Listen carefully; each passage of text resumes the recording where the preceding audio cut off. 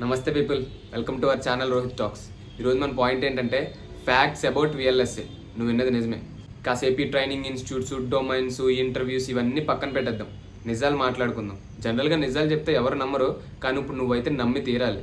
నువ్వు కనుక విఎల్ఎస్ఏని ఒక కెరీర్ ఆప్షన్ కింద సెలెక్ట్ చేసుకుంటే ఈ వీడియో నీ కోసమే. స్కిప్ చేయకుండా ఎండ్ వరకు చూడు, లేకపోతే చాలా చాలా ఇంపార్టెంట్ ఇన్ఫర్మేషన్ మిస్ అయిపోతావు. ఇంకా లేట్ చేయకుండా వీడియో అయితే స్టార్ట్ చేసేద్దాం. జనరల్గా అందరూ అడిగే డౌటే, అన్న మా కాలేజ్కి కోర్ ప్లేస్మెంట్స్ రావట్లేదు, కానీ నాకు విఎల్ఎస్ఏలో ఇంట్రెస్ట్ ఉంది, ఏం చేయాలి, ఎలా చేయాలి, ఎక్కడి నుంచి స్టార్ట్ చేయాలి?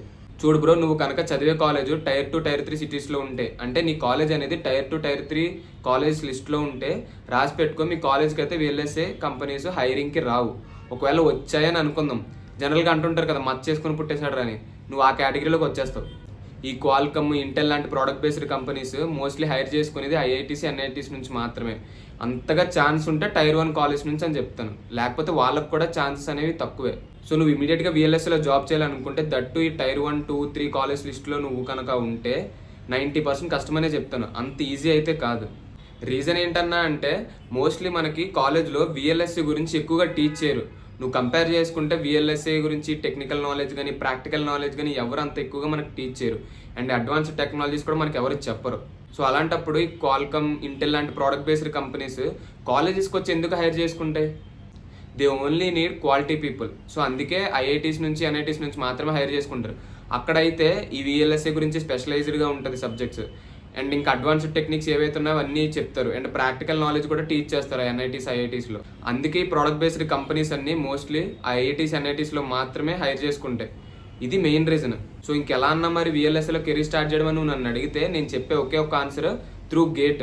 నువ్వు గేట్లో మంచి ర్యాంక్ స్కోర్ చేసి ఈ ఐఐటీస్, ఎన్ఐటీస్లో ఏవైతే product based companies, Qualcomm, Intel లాంటి కంపెనీస్ హైరింగ్కి వెళ్తాయో అలాంటి ఎన్ఐటీస్, ఐఐటీస్ మంచి కాలేజ్లో నువ్వు సీట్ అనేది తెచ్చుకోవాలి. అప్పుడే నీకు మోస్ట్లీ ఎక్కువ ఛాన్స్ అనేది ఉంటుంది విఎల్ఎస్ఏలో కెరీర్ స్టార్ట్ చేయడానికి. ఇక్కడ మీకు ఇంకొక డౌట్ రావచ్చు, ఎందుకన్నా మరి ఇంక ఈ ట్రైనింగ్ ఇన్స్టిట్యూట్స్ అని నన్ను అడిగితే, ఎవరైతే గేట్ రాసి ఎంటెక్లో ర్యాంక్ స్కోర్ చేసి ఇలా ఇది పెద్ద ప్రాసెస్ అని ఫీల్ అవుతారో వాళ్ళు ఏం చేయొచ్చు అంటే బీటెక్ అవ్వగానే ఇమీడియట్గా మీ స్ట్రెంత్కి తగ్గట్టు ఒక డొమైన్ మీద ఫిక్స్ అయ్యి ఒక మంచి ట్రైనింగ్ ఇన్స్టిట్యూట్ని సెలెక్ట్ చేసుకొని ఆ ట్రైనింగ్ ఇన్స్టిట్యూట్లో ఓవర్ ద పీరియడ్ ట్రైనింగ్ తీసుకొని మీరు కనుక మంచి నాలెడ్జ్తో ఉంటే ఆ ట్రైనింగ్ ఇన్స్టిట్యూట్స్ వాళ్ళే మంచి ప్లేస్మెంట్స్ అనేవి చూపిస్తారు. ఎట్లాంటి కంపెనీస్ ఈ ట్రైనింగ్ ఇన్స్టిట్యూట్స్ తీసుకొస్తాయంటే చిన్న చిన్న సర్వీస్ బేస్డ్ కంపెనీస్ని మీకు ప్లేస్మెంట్స్ కోసం తీసుకొస్తాయి. నీకు మరీ టైం బాగుంటే మంచి ప్రోడక్ట్ బేస్డ్ కంపెనీయే రావచ్చు. ఇలా నీకున్న 2 ఆప్షన్స్ నుంచి ఏదో ఒక ఆప్షన్ నుంచి నువ్వు విఎల్ఎస్ఏలో కెరీర్ అయితే స్టార్ట్ చేయొచ్చు. ఐదర్ త్రూ గేట్ అయినా కానీ, లేకపోతే ఏదైనా ట్రైనింగ్ ఇన్స్టిట్యూట్లో ట్రైనింగ్ అయ్యి ఏదైనా సర్వీస్ బేస్డ్ కంపెనీలో నీ కెరీర్ అనేది విఎల్ఎస్ఏలో స్టార్ట్ చేయొచ్చు. నీకు ఈ 2 ఆప్షన్సే కాకుండా ఇంకొక ఆప్షన్ కూడా ఉంది. వేద ఐఐటీ లాంటి ట్రైనింగ్ ఇన్స్టిట్యూట్స్ హైర్ చేసుకుని వాళ్ళే ఫ్రీగా ట్రైన్ చేసి ప్లేస్మెంట్స్ అనేవి తీసుకొస్తారు. ఇది ఇయర్లీ వన్స్ అనేది జరుగుతుంది. ఇట్లాంటి ఆపర్చునిటీ వచ్చినప్పుడు మాత్రం నువ్వు అసలు మిస్ చేసుకోవద్దు.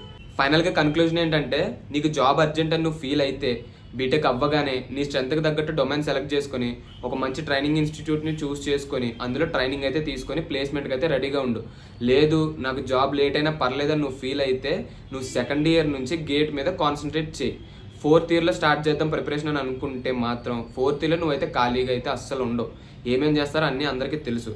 సో నువ్వు సెకండ్ ఇయర్ నుంచే ప్రిపరేషన్ అనేది స్టార్ట్ చేసేసుకో గేట్కి.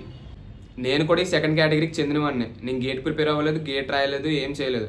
కాలేజ్ అయ్యింది, నా స్ట్రెంత్కి తగ్గట్టు ఒక డొమైన్ సెలెక్ట్ చేసుకున్నాను, ఒక మంచి ట్రైనింగ్ ఇన్స్టిట్యూట్ని పిక్ చేసుకున్నాను, అందులో ట్రైనింగ్ అయ్యాను, వెంటనే జాబ్ అయితే వచ్చింది. నువ్వు ట్రైనింగ్ ఇన్స్టిట్యూట్ని సెలెక్ట్ చేసుకున్నప్పుడు 3 పాయింట్స్ అయితే మైండ్లో పెట్టుకో. First 1 money, second 1 quality of training, third 1 placements. To be frank మాట్లాడుకుంటే ప్లేస్మెంట్ సిచ్యువేషన్ అనేది ప్రతి ఇన్స్టిట్యూట్లో ఇప్పుడు సిమిలర్గానే ఉంది.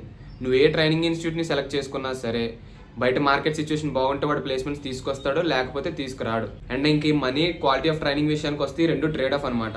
అంటే నీ బడ్జెట్కి తగ్గట్టు ఒక మంచి ట్రైనింగ్ ఇన్స్టిట్యూట్ని సెలెక్ట్ చేసుకో. అంతేగాని ఈ ట్రైనింగ్ ఇన్స్టిట్యూట్ తక్కువ ఫీజు ఉంది ఇక్కడ జాయిన్ అయిపోదాం ఇలాంటి రాంగ్ డెసిషన్స్ అయితే తీసుకోవద్దు. కొంచెం ఎక్కువైనా సరే ఓవర్ ద పీరియడ్ మీరు లైఫ్లో సెటిల్ అవ్వాలనుకుంటున్నారు కాబట్టి ఒక మంచి ట్రైనింగ్ ఇన్స్టిట్యూట్ని సెలెక్ట్ చేసుకోండి. ఓవరాల్గా అదనమాట ఫ్యాక్ట్స్ అబౌట్ విఎల్ఎస్ఏ గురించి. మొత్తం అంతా విన్నారు కదా. మీకు ఇంకేమైనా డౌట్ ఉంటే కమెంట్ సెక్షన్ ఉంది మీకోసమే, మొహమాటం లేకుండా అడిగేసేయండి, మనం అయితే క్లియర్ చేసేద్దాం. ఇంత చూసిన తర్వాత వీడియో నచ్చితే ఒక లైక్ చేయండి. ఇంకా ఎవరైతే మీ ఫ్రెండ్స్ విఎల్ఎస్ఏ గురించి ఇన్ని డౌట్స్తో ఉంటున్నారో, థింక్ చేస్తున్నారో వాళ్ళకైతే వీడియోని షేర్ చేయండి, వాళ్ళకి కూడా హెల్ప్ అవుతుంది. అండ్ ఫైనల్గా మన ఛానల్ అయితే సబ్స్క్రైబ్ చేసుకోండి. ఉంటా మరి, బాయ్.